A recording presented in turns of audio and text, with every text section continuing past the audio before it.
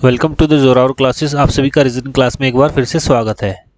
Class start करने से पहले आपको बता दें कि जैसे आप लोग हमसे यूट्यूब से जुड़े हुए हैं, ऐसे ही आप लोग टेलीग्राम और इंस्टाग्राम से भी आप जुड़ सकते हैं। हम टाइम टू टाइम इंस्टाग्राम पे लाइव आते हैं, बच्चों से इंटरेक्ट करते हैं, बच्चों की प्रॉब्लम सुनते हैं और कैसे उनकी तैयारी चल रही है वो हम डिस्कस करते हैं। ठीक है, तो आप वहाँ से भी अपडेट रह सकते हैं, जुड़ सकते हैं हमसे, हमें फॉलो कर सकते हैं और टाइम टू टाइम जो अपडेट होती है वो आपको मिलती रहेगी।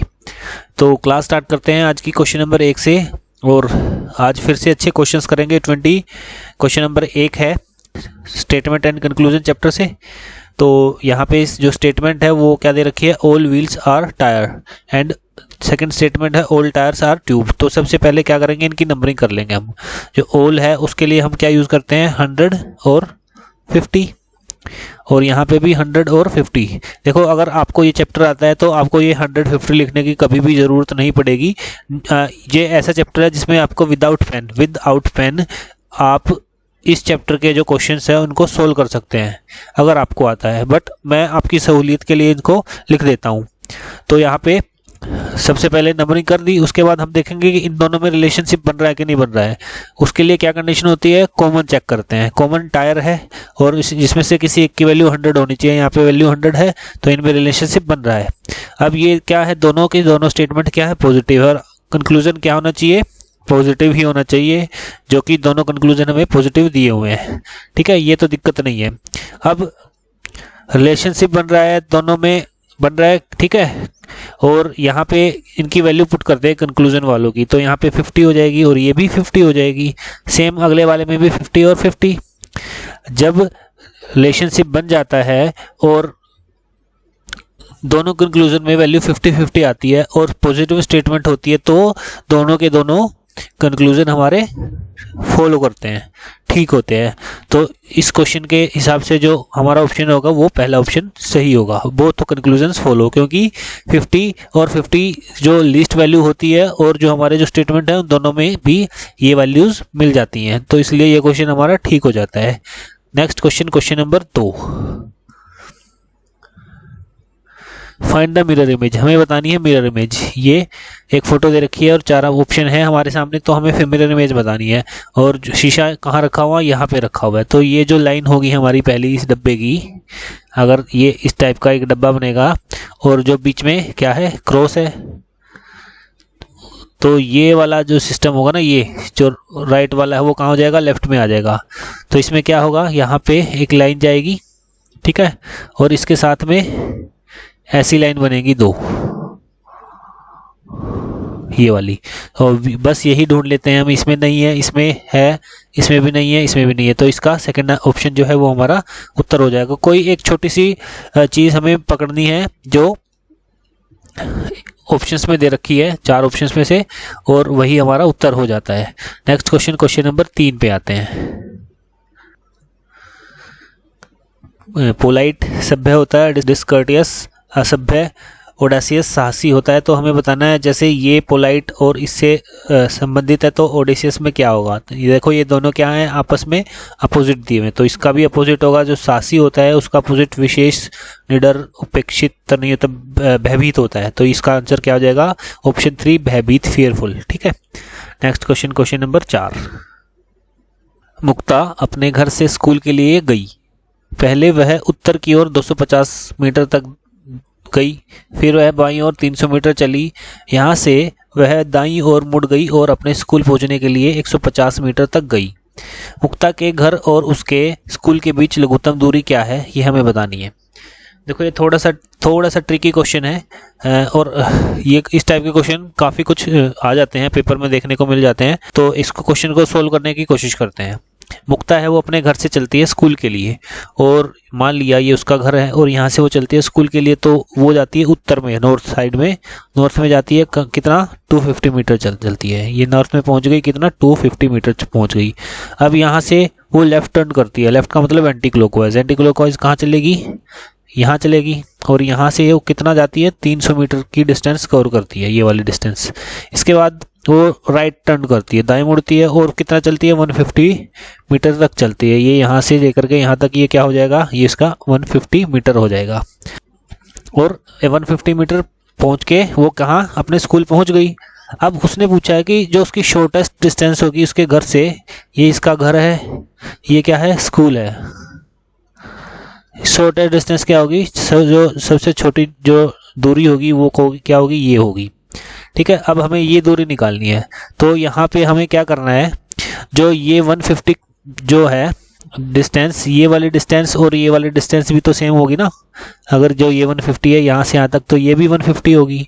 और जो ये 300 मीटर दे रखी है, तो मैं यहाँ पे भी 300 मीटर कर सकता हूँ इसको। ठीक है, तो अब क्या बन रहा है, एक ये फोटो बन रहा है अलग से हमारा। मैं यहाँ दूसरा पेन ले लेता हूँ, ये एक ट्राइंगल बन जाता है मेरा, ये ऐसे, ये वाला।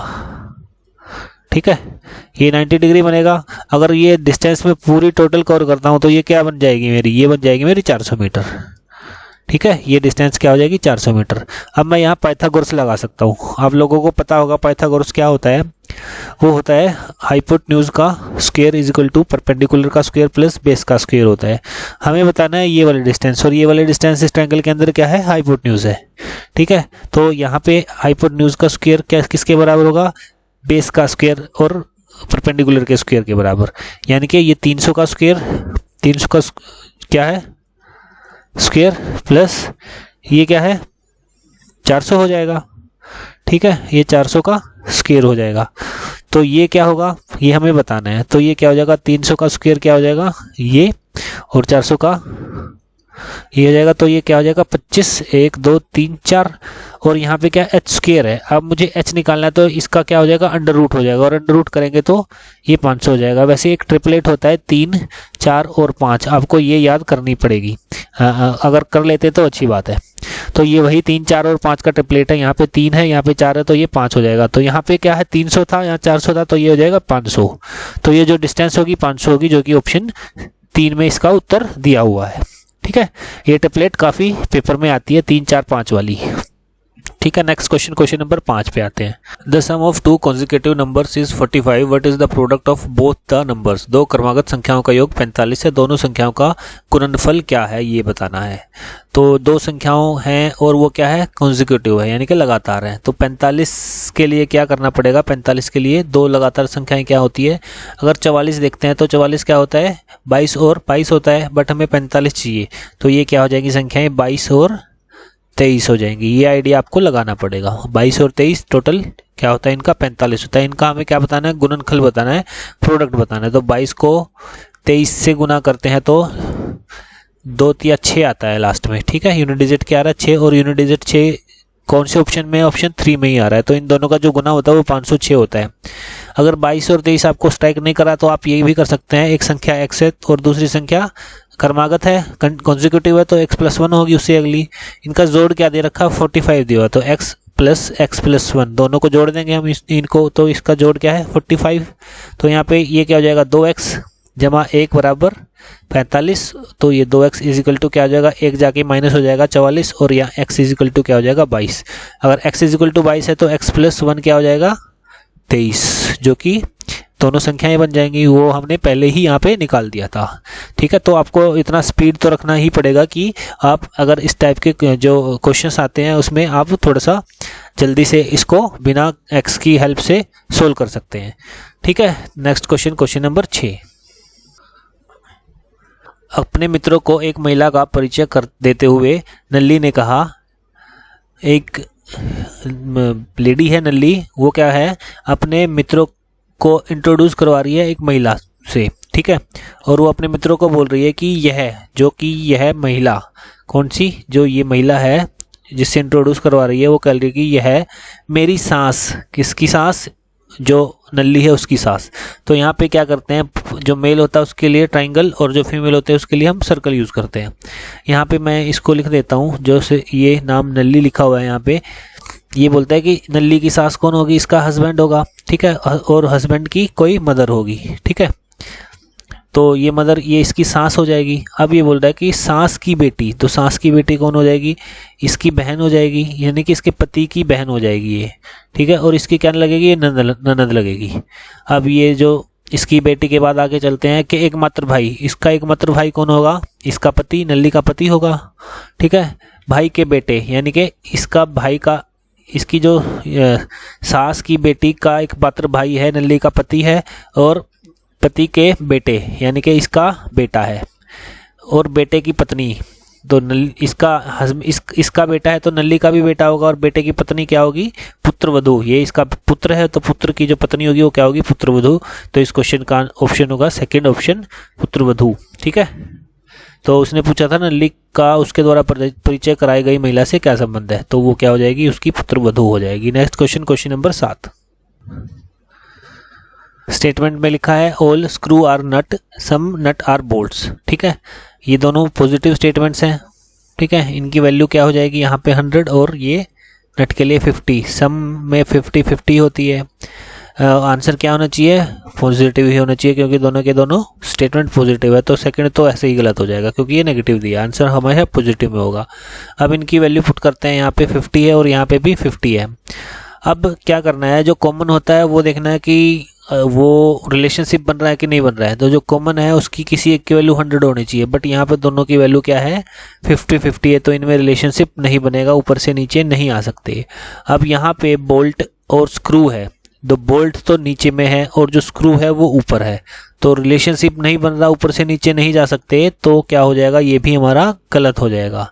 तो इसमें क्या है? दोनों गलत हो गए, फॉल्स हो गए। ठीक है,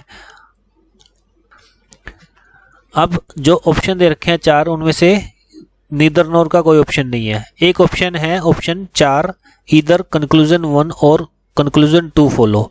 तो ईदर और वाले केस में 3 कंडीशन होती हैं। नंबर 1 होता है सेम एलिमेंट, जो कंक्लूजन के अंदर होते हैं, ये इंपॉर्टेंट है।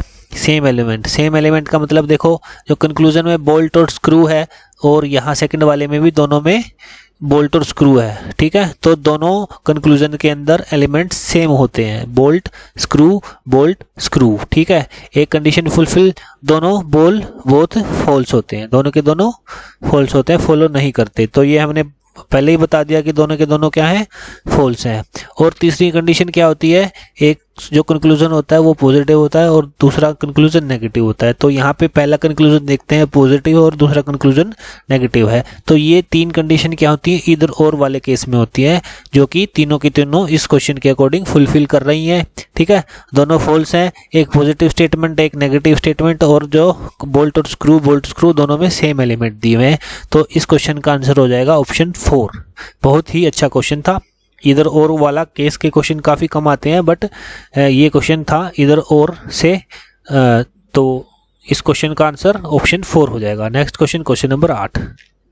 इस क्वेश्चन में है अनटेम्ड वाइल्ड। तो कल्टीवेट को क्या बोलेंगे? जो अनटेम्ड होता है, अनटेम्ड क्या होता है? अदम्य, और वाइल्ड क्या होता है? जंगली। तो ये क्या है? एक दूसरे के सिनोनिम्स हैं। ठीक है, अब कल्टीवेटेड क्या होता है? खेतता हुआ, जोता हुआ, बिल्कुल जो जोता हुआ। तो होता है मूर्ख नहीं होगा, रिफाइंड परिशोधित ये हो सकता है, अशिष्ट नहीं होगा, अभिनव भी नहीं होगा। तो रिफाइंड क्या होता है? बिल्कुल वेल मेंटेन्ड होता है। ठीक है, जैसे इसको खेती की हुई या जोता हुआ बोलते हैं, ऐसे ही ये क्या हो जाएगा? वेल मेंटेन्ड होता है। तो इस क्वेश्चन का आंसर ऑप्शन 2 हो जाएगा। Next question, question number 9। Poonam Gauri से लंबी है, अनीता सुनीता जितनी लंबी नहीं है, विशाखा गौरी से लंबी है परंतु दीपा जितनी लंबी नहीं है, गौरी सुनीता की तुलना में लंबी है परंतु वह समूह में सबसे लंबी नहीं है, दी गई लड़कियों में सबसे नाटी यानी कि सबसे छोटा कौन है वो हमें बताना है। तो यहाँ पे जो पूनम है वो गौरी से लंबी है। मैं यहाँ पे नाम लिख देता हूँ, पूनम किससे लंबी है? गौरी से लंबी है। तो पूनम ऊपर आ जाएगी, गौरी नीचे आएगी। अनीता सुनीता जितनी लंबी नहीं है, जो अनीता है वो सुनीता जितनी लंबी नहीं है यानी कि सुनीता अनीता से लंबी हो जाएगी। ठीक है, अब बोलता है कि जो विशाखा है वो गौरी से लंबी है। विशाखा क्या है? वो गौरी से लंबी है। जो गौरी है, गौरी से लंबी कौन है? विशाखा है। विशाखा, ये मैंने हिंदी में लिख दिया। विशाखा गौरी से लंबी है परंतु दीपा जितनी लंबी नहीं है, यानी कि जो विशाखा है वो दीपा जितनी लंबी नहीं है।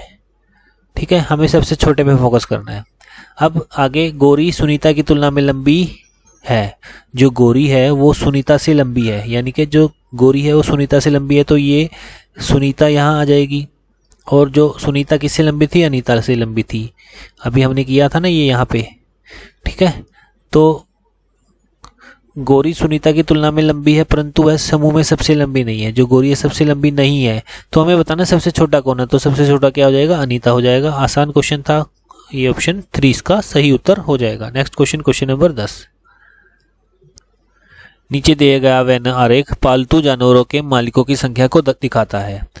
त्रिकोण यानी कि ट्राइंगल कुत्ते पालने वाले घरों का प्रतिनिधित्व करता है। जो ट्राइंगल है वो क्या है? ये जो कुत्ते पालते हैं, डॉगी है, वो वाला डिनोट करता है, रिप्रेजेंट करता है। जो आयत है, जो रेक्टेंगल है, रेक्टेंगल किसको डिनोट करता है? जो बिल्ली पालते हैं, ठीक है। बिल्ली पालने वाले घरों का प्रतिनिधित्व करता है। और वृत्त पक्षी पालने वाले का, जो सर्कल है वो क्या है? वो पक्षी, बर्ड्स, उनको प्रतिनिधित्व करता है। कितने घर ऐसे हैं जहाँ कुत्ते और पक्षी पाले जाते हैं लेकिन बिल्ली नहीं पाली जाती? बिल्ली नहीं पाली जाती तो बिल्ली के लिए क्या है? रेक्टेंगल है। तो सबसे पहले तो हम बिल्ली नहीं पाली जाती तो इसको हम हटा देंगे यहाँ से, ये हट जाएगा हमारा, इनका कोई रोल नहीं रहा। अब यहाँ पे रोल किसका? 16, 18 और 23 का बचा है। अब हमें बताना है कुत्ते और पक्षी वाला कंबाइन। देखो ये सर्कल और ये ट्राइंगल, जो ट्राइंगल है वो क्या है? कुत्ते के लिए, और जो सर्कल है वो पक्षी के लिए। तो इसमें क्या है? दोनों को कंबाइन कौन करता है? ये 18 करता है, ठीक है ना। तो इस क्वेश्चन का आंसर क्या हो जाएगा? 18। बहुत ही आसान क्वेश्चन था। नेक्स्ट क्वेश्चन, क्वेश्चन नंबर 11 पे आते हैं।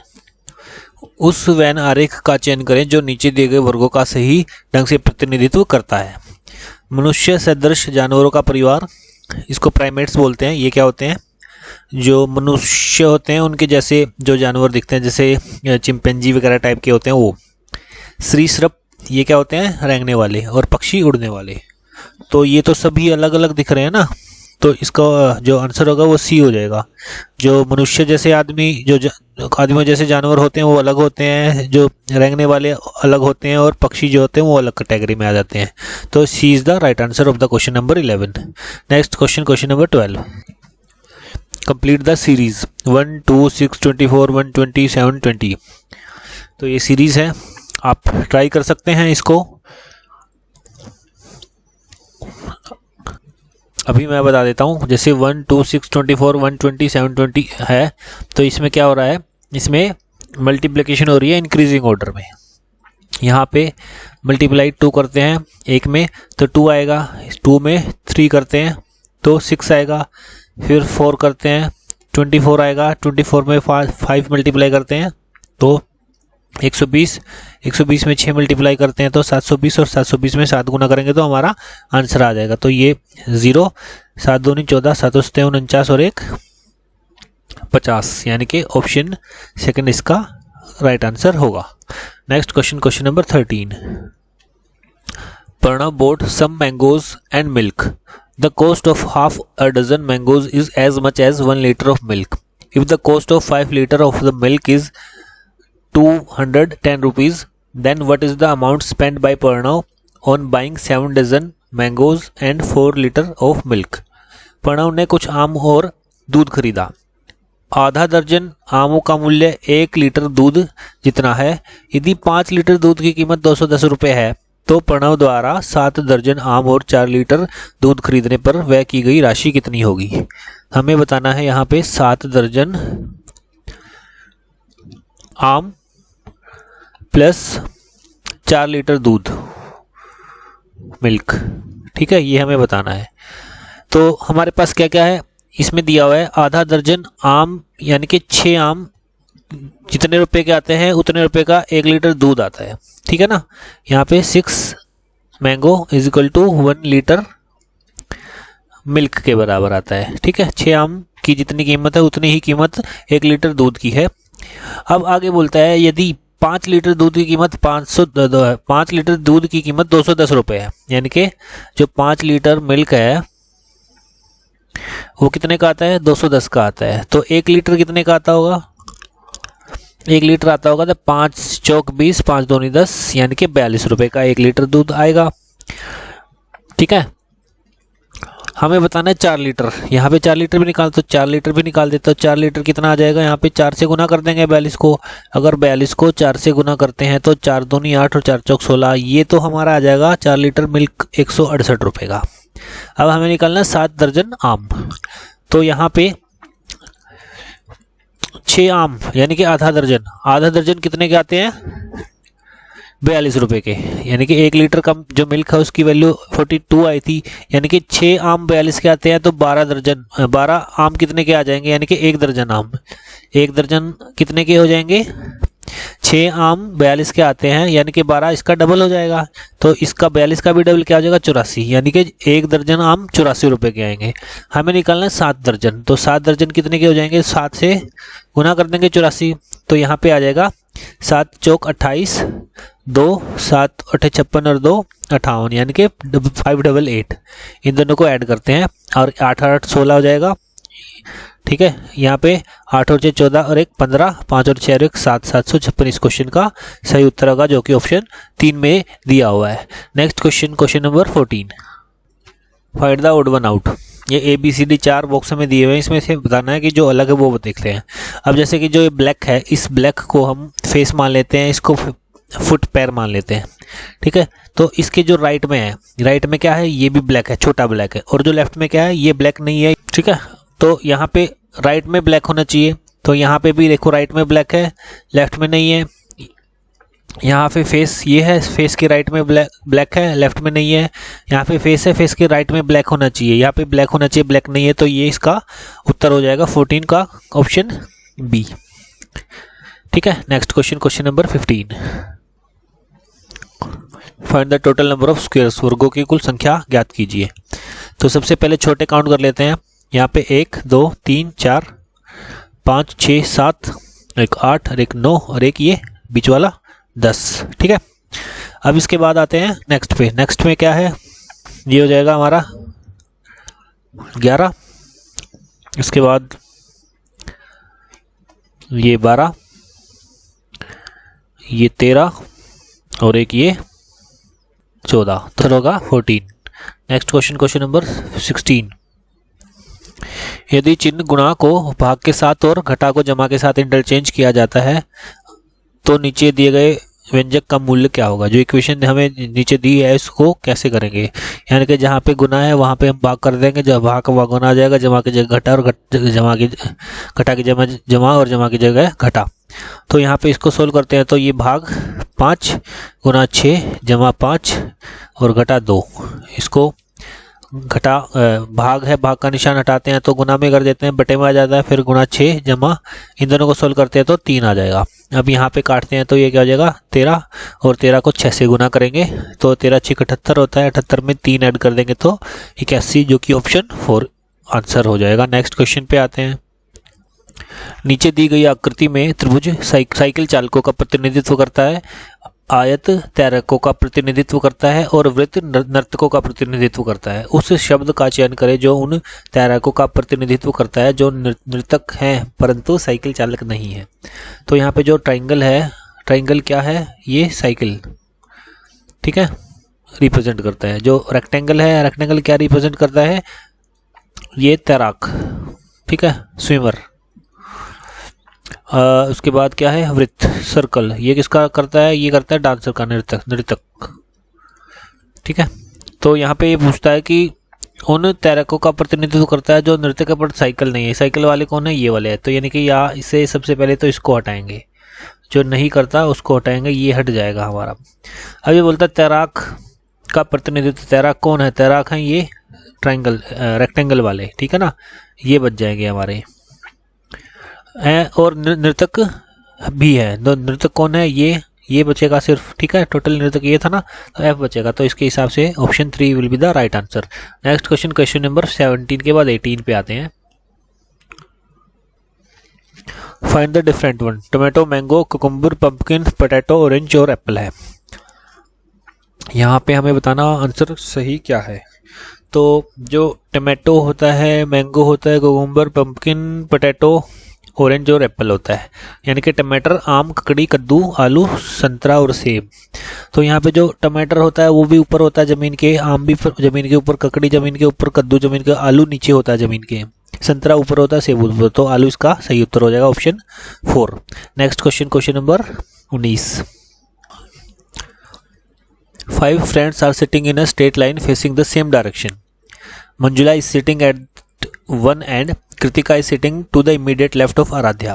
Adipti has only one neighbor. Namrata is not sitting next to Manjula, who is actually sitting in the middle of the bench. 5 मित्र एक ही दिशा में मुंह किए हुए सीधे रेखा में बैठे हैं। मंजुला एक सिरे पर बैठी है, कृतिका आराध्या के तत्काल बाईं ओर बैठी है, दीप्ति का केवल एक पड़ोसी है, नम्रता मंजुला के बगल में नहीं बैठी है। बेंच के बीच में कौन बैठा है ये हमें बताना है। टोटल कितने हैं? 5 है। अब मंजुला एक सिरे पर बैठी है, मान लिया हमें बीच वाला बताना है, तो मंजुला को मैं यहाँ बिठा देता हूँ। मंजुला वहाँ पे भी हो सकती है, कहीं पे भी हो सकती है, तो हमने इसको यहाँ बिठा दिया, मान लिया। कृतिका आराध्या के तत्काल बाएं बैठी है, जो कृतिका है वो आराध्या के बाएं है, जो आराध्या यहाँ हो जाएगी तो इसके बाएं में क्या है? कृतिका है। दीप्ति का केवल एक पड़ोसी है, देखो दीप्ति का केवल एक पड़ोसी है, तो इसका मतलब दीप्ति इस कोने पे बैठी होगी, यहाँ पे तो 5 वो खत्म हो जाएगा, तो यहाँ पे कोई इसका पड़ोसी होगा। ठीक है, ये टोटल 5 मैंने बैठा दिए हैं यहाँ पे। अब नम्रता मंजुला के बगल में नहीं बैठी है, अगर नम्रता मंजुला के पास नहीं बैठी है तो किसके पास बैठी होगी? वो यहाँ नहीं बैठेगी वो, तो यहाँ तो बैठ ही नहीं सकती। अगर वो यहाँ पे बैठ जाएगी तो ये दोनों एक साथ नहीं आएंगे, तो नम्रता को कहाँ बैठाना पड़ेगा? यहाँ बैठाना पड़ेगा, दीप्ति के पास। और ये दोनों कहाँ आएंगी? यहाँ पे आ जाएंगी। अब बीच में कौन बैठा है? आराध्या। ठीक है, इस क्वेश्चन का आंसर क्या हो जाएगा? आराध्या। बहुत ही आसान इजी क्वेश्चन था। नेक्स्ट क्वेश्चन, क्वेश्चन नंबर 20 पे आते हैं। अजीज रुखसार से कहते हैं, मेरी माँ आपके पिता की पत्नी की एकमात्र बच्चे की पत्नी है, तो अजीज का रुखसार की माँ से क्या संबंध है? तो यहाँ अजीज कहता है रुखसार से, क्या कहता है कि आपके पिता यानी कि रुखसार के पिता, जो रुखसार है